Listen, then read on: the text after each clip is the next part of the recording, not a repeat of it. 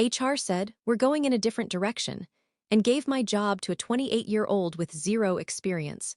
She was in my chair the next morning while I sat at a corner desk. Then my phone buzzed with the message I'd been waiting for. When I walked into the conference room that morning, I already knew something was off. The air felt tight, like everyone had inhaled at once and forgotten how to exhale.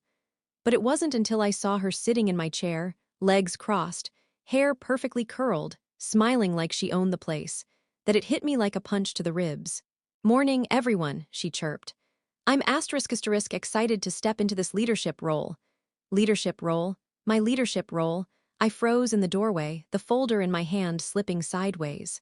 After 19 years running the Consumer Insights division at Breyer and Lorne in St. Louis, I thought I had lived through every kind of corporate chaos.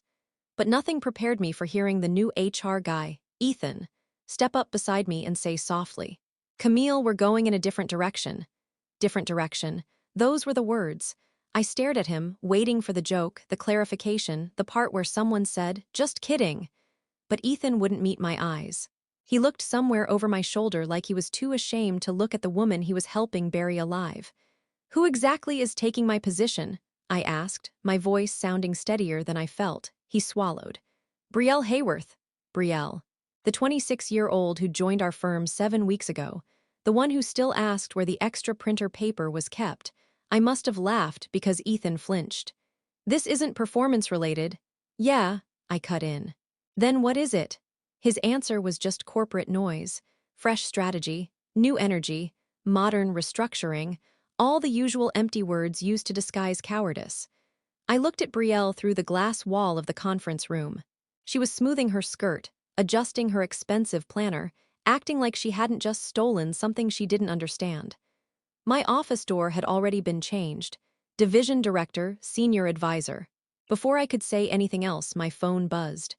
The name on the screen stopped my breath.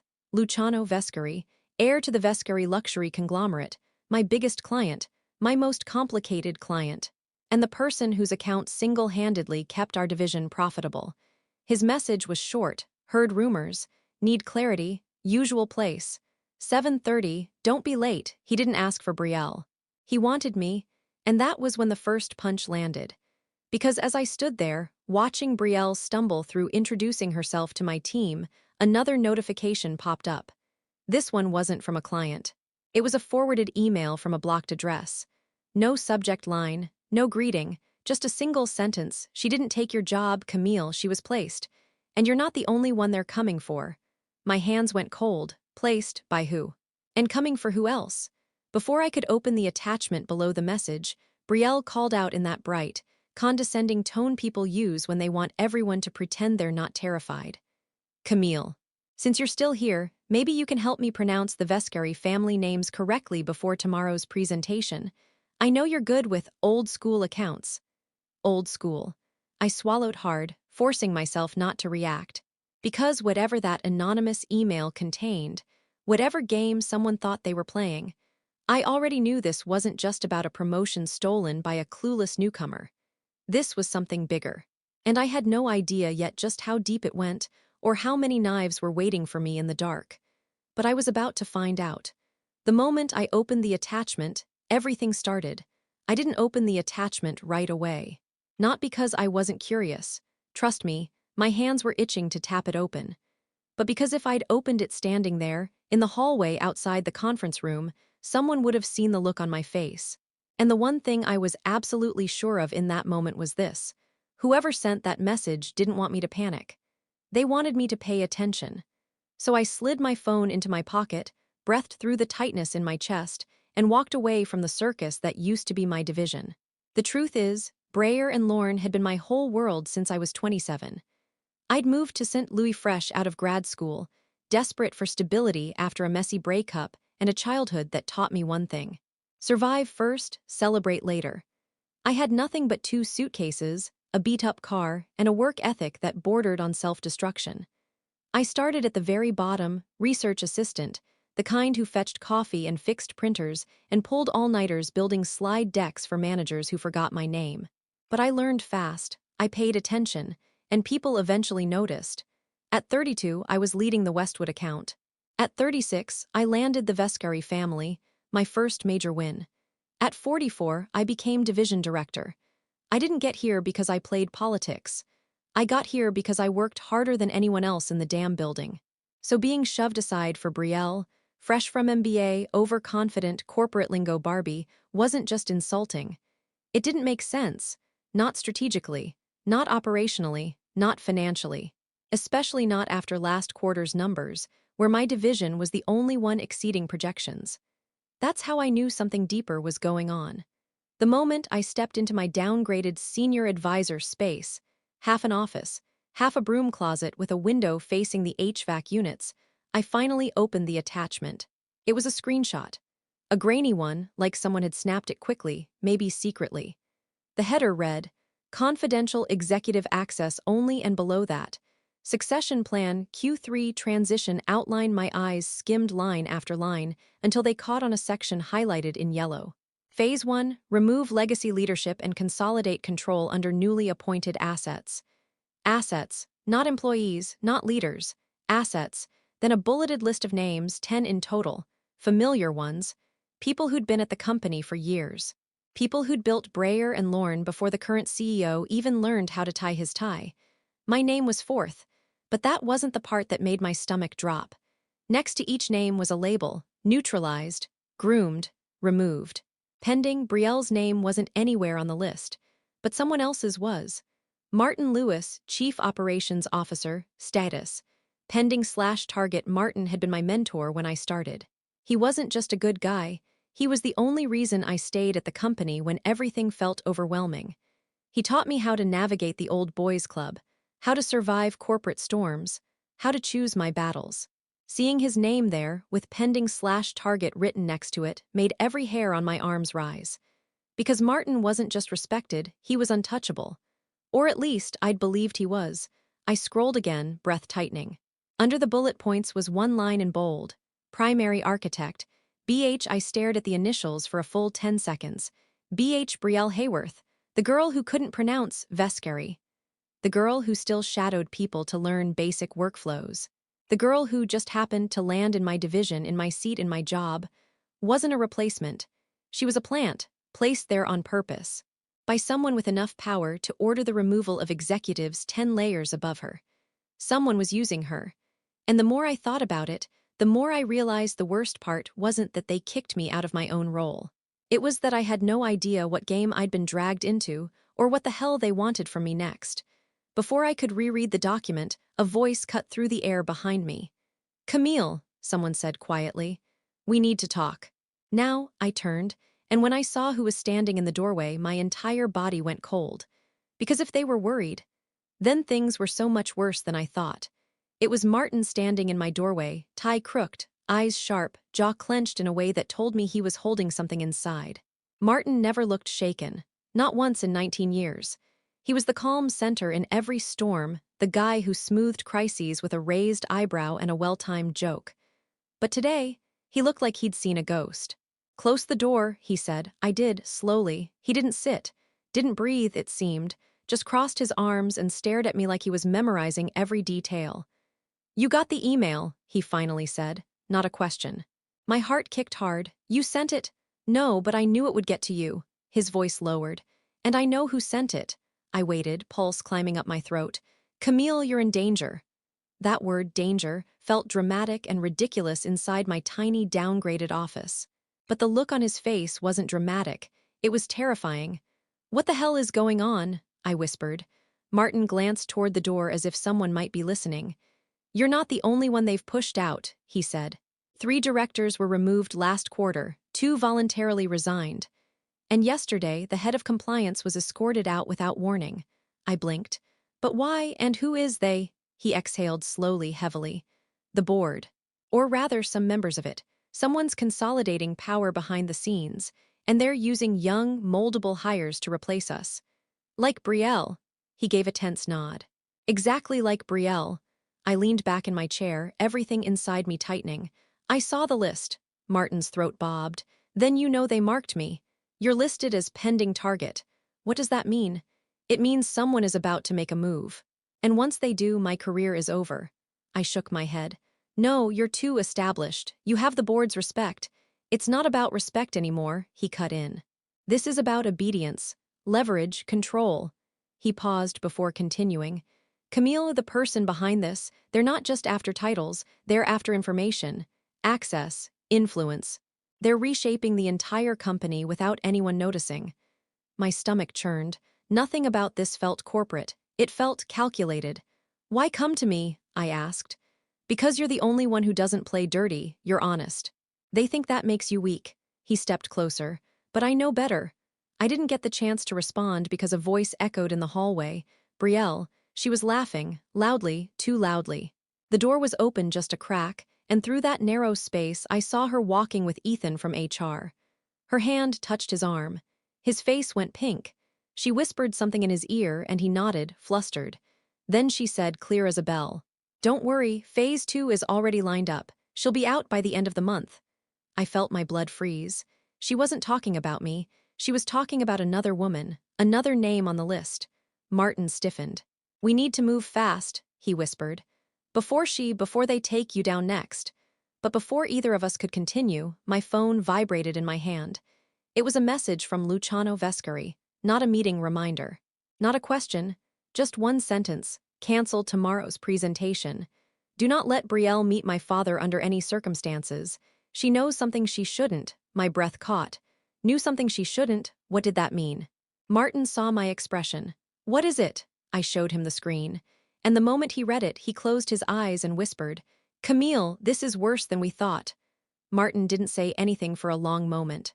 He just kept staring at Luciano's message on my phone like it was a loaded gun someone had dropped into my lap. "She knows something she shouldn't," he murmured. "That means Brielle isn't just some puppet. She's involved." "Involved how?" I asked. But before he could answer, a soft knock hit my half-open door. Brielle. Her blonde curls framed her face perfectly, her lipstick flawless, her expression polite in the exact way someone looks polite while sharpening a knife behind their back. "Sorry to interrupt," she said, leaning casually on the doorframe. "Camille, can I borrow you for a second? I need you to walk me through the Vescari meeting prep." Martin's jaw clenched. "We're in the middle of—" "It wasn't a request," she cut in, still smiling. I met her eyes. There was something new in them now. Not insecurity, not nervousness. Something colder, calculating, like she'd already measured me, weighed me, filed me, and decided where to place me on her mental wall of trophies. "Of course," I said evenly. "Give me a minute." She nodded sweetly and walked away, humming. When she was out of earshot, Martin grabbed my wrist. "Don't go with her alone." "Martin, it's fine." "No. It's not." His voice cracked just slightly, and that scared me more than anything else. "Listen to me," he whispered urgently. "I didn't tell you the worst part. Last week, the head of compliance, Dana, she didn't just get escorted out." My heartbeat slowed. "What do you mean? She's missing." I felt every muscle in my body go still. "What?" "Her husband filed a missing person report 2 days ago." Martin swallowed hard. "And the board shut it down. Quietly. They told him she left voluntarily. But she didn't even pack a bag. She didn't take her car. Her phone was found at the office."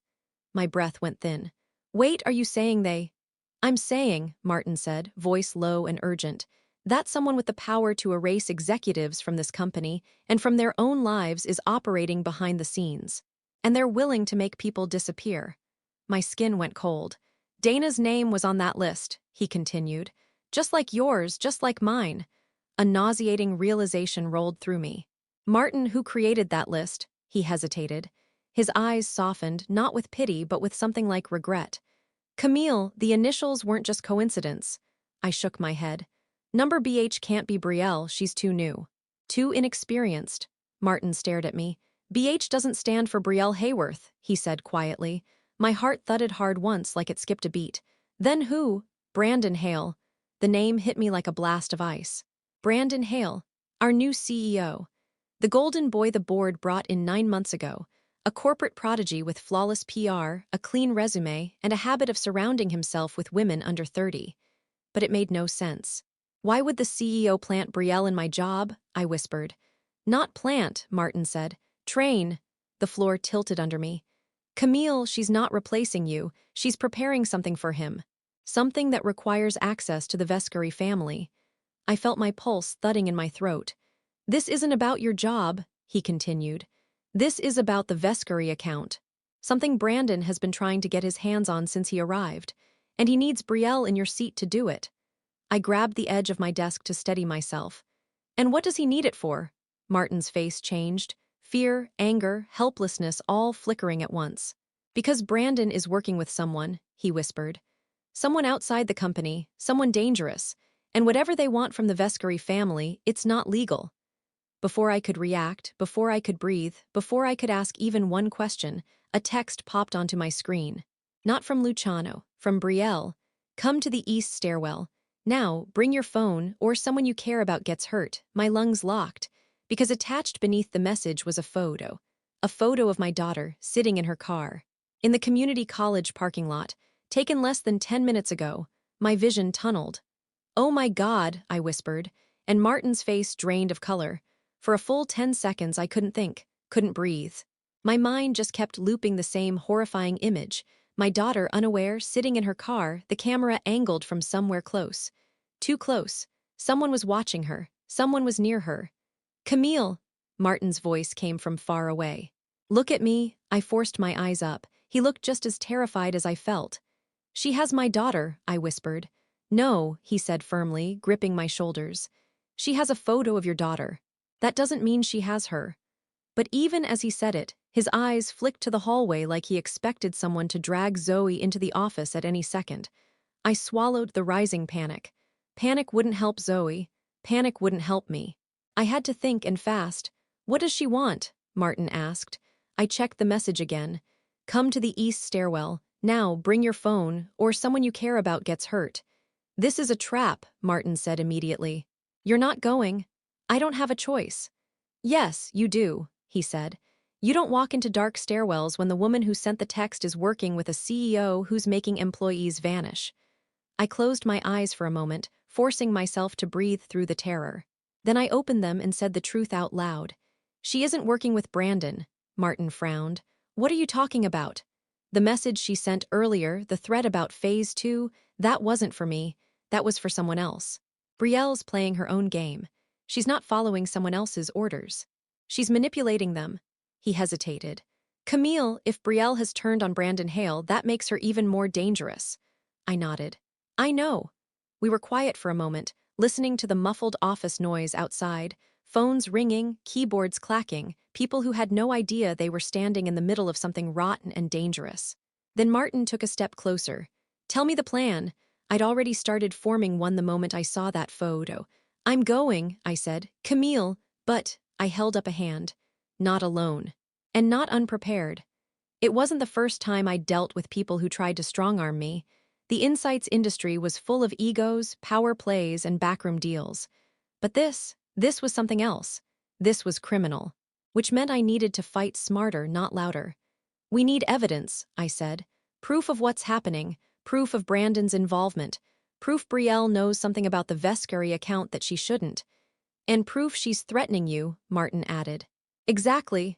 I turned my phone off immediately. First step, disable tracking. If she can see where I am, she has an advantage. Martin nodded, taking out his phone and doing the same. Second step, I continued. I'm not going to the stairwell she told me to. I'm going to the one across the building. If she's watching that one, we'll know. And if she's watching both, he asked. I met his eyes. Then she isn't alone. A muscle in his jaw twitched. Third step, call your contact at SDL Metro PD. Martin blinked. How did you? I'm not an idiot, Martin. I've known for years you have a detective friend on the inside. I need him to be on standby. He hesitated. If I bring him in, everything becomes real. It already is. He nodded once and stepped out to make the call. As soon as he was gone, I pulled open my bottom drawer. Behind old notebooks and outdated client files was a small black case. Inside, a slim audio recorder I'd used years ago for field interviews. I slipped it into my blazer pocket. If Brielle wanted to trap me, fine. She'd get the meeting she asked for, but not the version of me she thought she could corner. Because now I wasn't just protecting my job, I wasn't just protecting my career.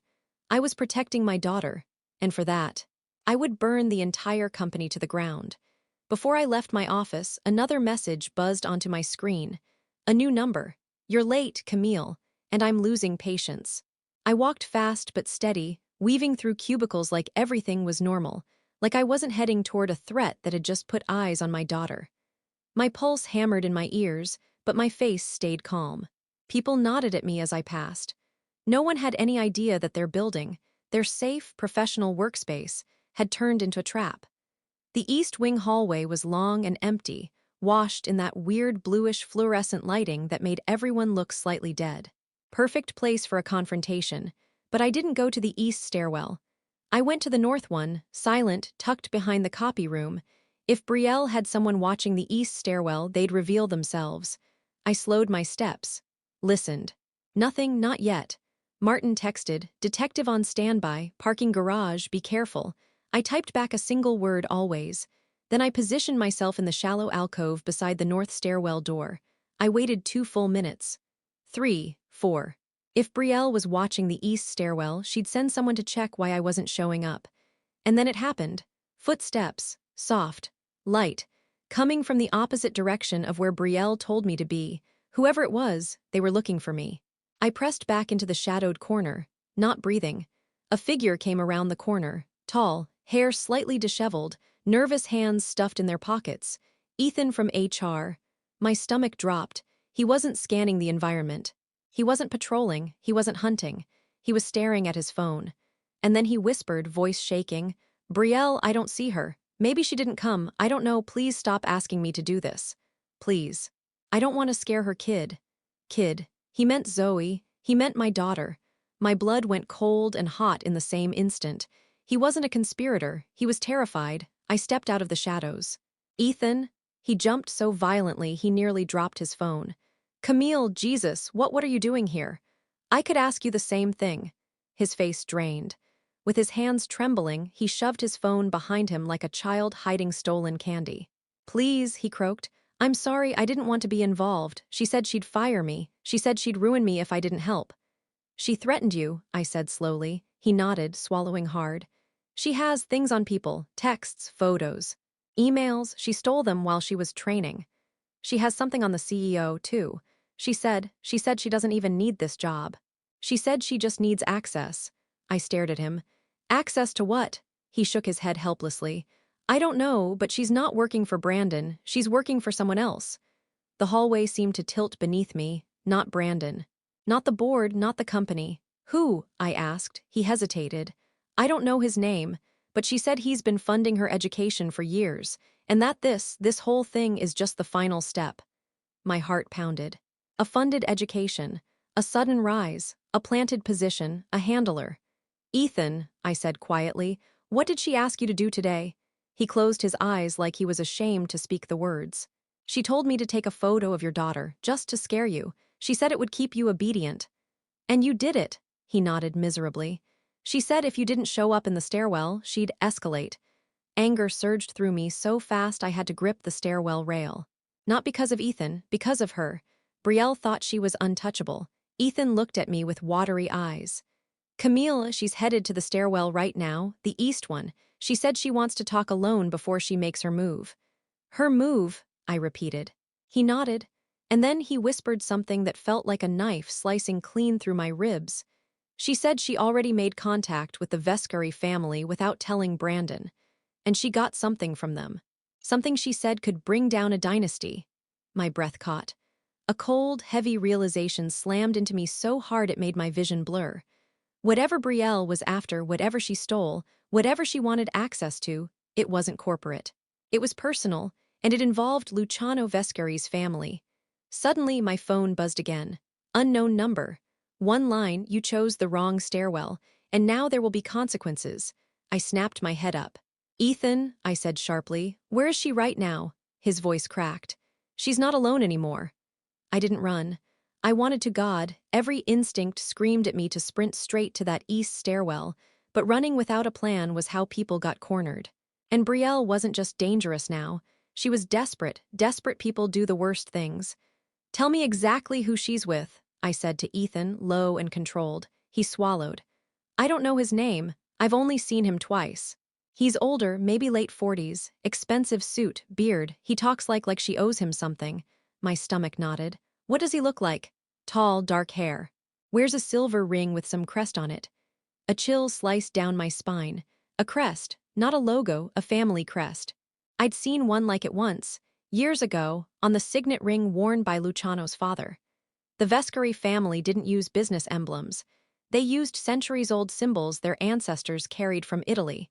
This wasn't a coincidence. 1,000 thoughts collided, but one rose above the rest. Brielle wasn't betraying the company. She was betraying the Vescari family. Someone rustled behind us. Martin. He must have seen my face because he froze. What happened? I pulled in a slow breath. It's not Brandon Hale behind this, it never was. What do you mean? I turned to him fully. Brielle's benefactor, her handler, is connected to the Vescari family. Martin's eyes widened. You're sure? She said she's been getting funding for years. You don't bankroll someone for years unless you want a return. And Ethan said she stole something from the Vescari family, something that could bring down a dynasty. Martin looked sick. Camille, what could she possibly have? I didn't answer right away, because deep down I already knew. The Vescari family had two reputations, one for luxury and brilliance. One whispered quietly in certain circles, ruthless, unforgiving power. Families like that survived because they buried vulnerabilities so deep the world never found them. A child born out of wedlock, a financial crime, a political favor, a secret daughter, a rival acquisition, an offshore account. I'd seen enough over the years to know the Vescari reach ran long and their enemies ran deeper. And if Brielle had gotten her hands on something sensitive, something she could blackmail them with, then she wasn't just ambitious. She was lethal. Ethan's voice shook. Camille, you don't understand. She told me she's going to sell what she found, that she's been planning this since she was a kid, that the Vescari family owes her. Owes her? My pulse plummeted. Why would they owe her? He hesitated like he was scared to say it. She said her mother worked for them a long time ago. She hinted something happened. Something that ruined her mother's life. She said this is justice. Justice. I felt the blood drain from my face. Revenge disguised as justice. That's why Brielle didn't care about the company. She didn't care about Brandon Hale. She didn't care about promotions. She wanted payback. Against a billionaire family who had no idea she was coming. Martin stepped closer, voice low. Camille, what did the Vescari family do to her mother? I shook my head. I don't know, but I suspected. The Vescari men had reputations, some deserved, some exaggerated, some never proven. Secrets passed down in whispers at industry conferences. Affairs, scandals, cover-ups. Women left with nothing but silence and shame. Brielle wasn't a random plant. She was a weapon. Raised, groomed, funded, directed. A 26-year-old revenge soldier sent to infiltrate the corporate world where the Vescari family lived and thrived. And her next move, the reason she needed my job, the reason she needed access. She wanted Luciano's father, not to meet him, to destroy him, and she needed me out of the way. Camille, Martin murmured, realization dawning on him like a spreading shadow. If she's doing all this for revenge, she won't stop at intimidation. I looked him dead in the eyes. She threatened my daughter. I know exactly how far she'll go. A shout echoed from down the hall. A sharp crack. A heavy sound like something or someone slamming into a wall. Martin and I jerked our heads toward the noise. Ethan went pale. Oh God, she's starting. And just as he said it, my phone buzzed again. Another text from Brielle. 2 words that froze my blood solid. Check your email. I opened my email with shaking hands. One new message. No subject line. Inside was a single attachment, a video file. Martin stepped closer. Camille, don't, but I needed to see it. I had to know what she thought would break me. The video opened to a dim hallway, the east stairwell. The camera was shaky, like someone was recording while hiding behind the door. Brielle stood in the center of the frame, lit by the cold, fluorescent lighting. And she wasn't alone. A man stood beside her. Tall, silver ring glinting. The Vescari crest unmistakable on his hand. Luciano's uncle, Salvatore Vescari, a name I knew only in rumors, always whispered, never spoken loudly. The brother who'd been pushed out of the family business years ago for behavioral issues. Now I understood. He wasn't funding Brielle for justice. He was funding her for leverage, for revenge of his own. Brielle smiled at the camera, at me, like she could feel my panic through the screen. Hello, Camille, she said softly. I was hoping you'd follow instructions, but since you didn't, she shrugged, you leave me no choice. Salvator slipped her a folder. She opened it, showing me just enough for my heart to stop. A birth certificate, her mother's name, and a father listed as unknown. I deserved answers, Brielle said. But your precious client's family destroyed my mother's life. They silenced her. They left her with nothing. So now I take everything they tried to hide. Martin whispered. Oh my God, the last second of the video showed Brielle holding something small, a flash drive. This, she said, has everything, their offshore accounts, the unreported properties, payments, the affair, the child they never acknowledged, my mother. She leaned close to the camera. And the meeting tomorrow with Luciano's father, it won't happen. Because either he comes alone or everything goes public. The video cut off. I stood there in silence, the terror in my chest turning into something sharper. Hotter, not fear, rage. She threatened my daughter. She dragged me into a war that wasn't mine. She used me as a stepping stone for her vengeance. Fine. She wanted revenge. She had picked the wrong mother to corner. I turned to Martin. Call your detective. Tell him to come inside. Camille, do it. He didn't argue. While he made the call, I grabbed the audio recorder in my pocket, the one I'd brought just in case. And then I texted Luciano, emergency, your uncle, Brielle. The flash drive, call me now. He responded in seconds. Where are you? North stairwell, stay there, I'm coming.